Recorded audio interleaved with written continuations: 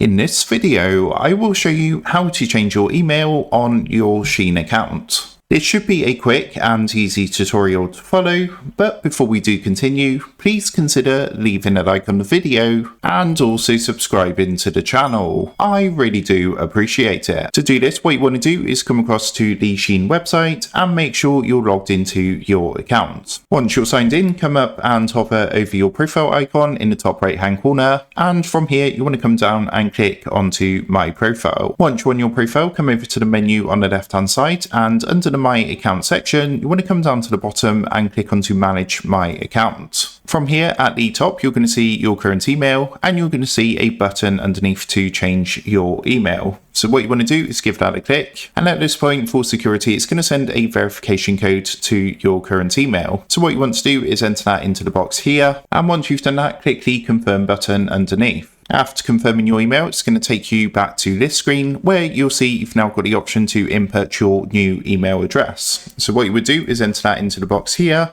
And once you've done that, click onto the send button next to the verification code box. And what that's going to do is send a verification code to your new email that you want to change to. So check your email, put your code into the box here. And once you've done that, there is a box you can tick if you'd like to receive offers and news by email. So you can tick that if you want to, and then click the change button underneath. As you can see, what's going to happen is it's going to redirect us back here. You can see that email address has now been added and it's automatically been verified. And if you want to change this in the future, just come back to this screen and repeat the steps. So that's how to change the email on your Shein account. With that being said, I hope this quick tutorial did help you out today. And if this did help you out, I would really appreciate it if you was to consider dropping down below the video, leaving a like, and also subscribing to the channel. With that being said, I just want to take a minute. Thank you guys for watching this quick tutorial, and I will see you in the next video.